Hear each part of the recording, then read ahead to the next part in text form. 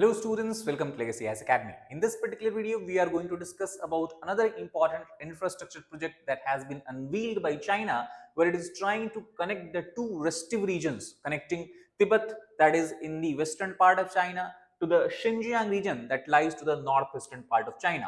In this context, the Chinese government authorities have established a company that is called as Xinjiang Railway Company Limited, whereas Xinjiang refers to Tibet itself. The company was established recently in the month of August 2025, and many scholars and experts across the world argue that this is one of the most advanced transport projects that has been attempted by any country around the entire world. Now, the significance of this project can be understood from the fact that this project will help China connect two of its most important regions, that is Xinjiang and Tibet. And most importantly, we try to understand India also has a concern here, as it is possible that the route will pass through line of actual control in the future, and as of now, in even its present form, the route lies very close to line of actual control, which delineates the effective border between India and China as such. Now, we try to understand about the route itself. It will start from Hotan, that is situated in the Xinjiang region, and will connect Shigatse, that is in Lhasa of Tibet as such. So this is how overall the railway line will look like. As you can see from here, in the northern part of China, this part is what is referred as Hotan, and so passing through Hotan and through different regions. For example, you have Nagari. Nagari is the region where you have the Mount Kailash located in Tibet. Then you have further Drongpa Saga, and finally it will reach to Shigatse, and then further from Shigatse it will be connected to Lhasa. Lhasa is very important region, as we know it is the capital of Tibet itself. So that is the Hotan to Lhasa region, Lhasa railway line, and this entire link is part of the 5 planned corridor that China has planned in the future to connect the entire Tibet, eastern China, as well as the Xinjiang region of the China itself. Qinghai Tibet railway line also is operational since 2006. So if you try to understand, we already have, as far as the China is concerned, established railway line that connects Lhasa to the Xining, passing through Golmud and further going to the eastern part of China as such. That means you can start your journey from the eastern part of China, where the most of the famous cities or important city of China is located. You can start your journey from Beijing, and from there you can go all the way up to Lhasa in Tibet as such. The only missing link was from Lhasa to Xinjiang, and now by the Hotan Shigatse railway line, further this entire part of China, right from the east to west to the north, can be connected and China can access it. And the most important thing is that this entire project is considered as nothing but an engineering marvel of sort, because the line is passing through or has been constructed over an altitude of more than 4,000 plus meter, where you experience extremes of climate, especially in terms of very low temperature, strong winds you have there. So at this particular level, oxygen level is just 50 to 60% of normal level. So you can try to understand that at such extreme, in such kind of extreme environment, extreme climate, Chinese engineers and workers have been able to complete project in terms of east-west connectivity, and further they will connect to the north as well. So this is the most striking important feature as far as this particular project is concerned. Now, before understanding about that, what is the objective which China has tried to build up this project, I would want to bring your attention to the fact that at Legacy as Academy, soon we are going to launch new batches for the UPSC aspirants. For the regular batch, that is on the weekday batch, where you have classes all the way, all days between Monday to Friday, it will be on 22nd of September, and the next batch will start on 16th of October.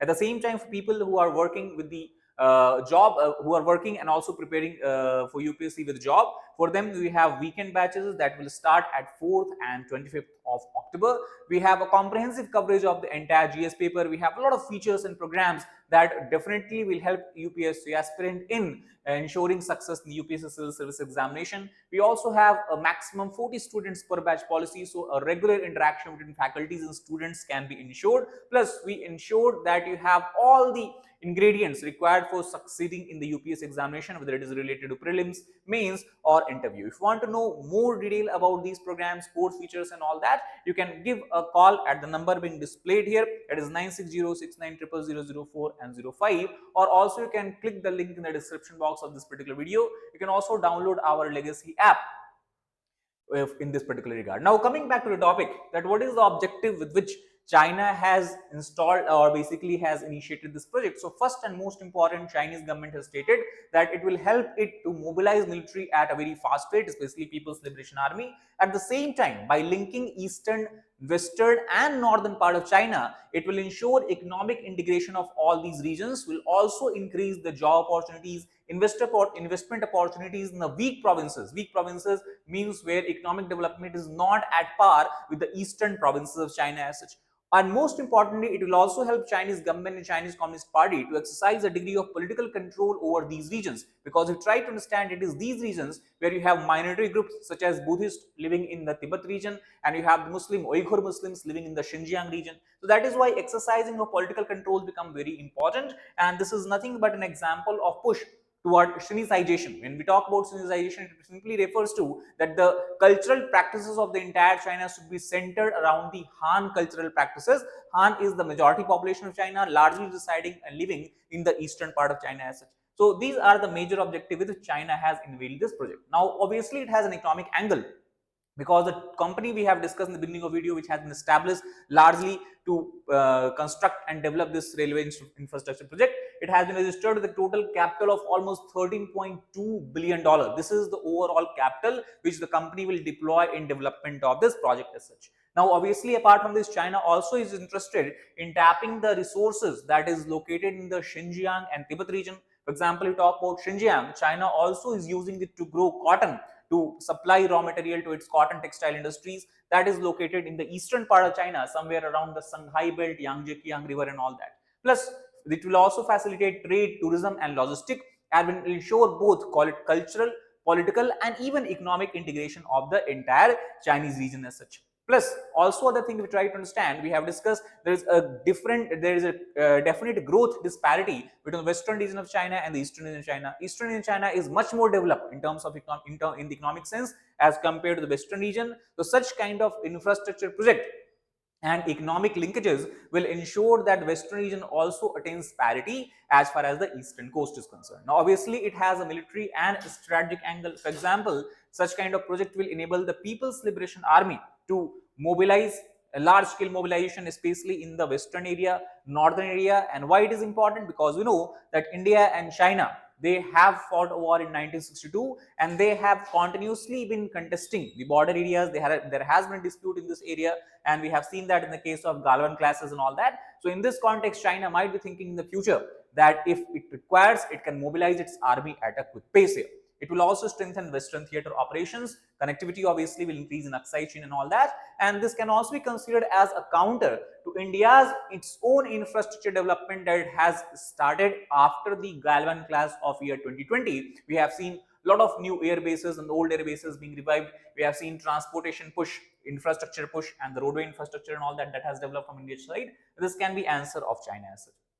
Now, this entire development can also be understood in the overall context of the Go West strategy that China has employed here. For example, in the Go West strategy, China has been focusing upon the western region, where since 2000, we have seen almost $914 billion of investment being done in the western provinces, especially again Xinjiang and Tibet region as such, where the focus is largely on two sectors: energy and the infrastructure development. For example, hydroelectricity is something that China is trying to tap here by constructing dams over the river Brahmaputra and other rivers as such. And this strategy we have seen accelerating under the current leadership, current premiership of Xi Jinping as such.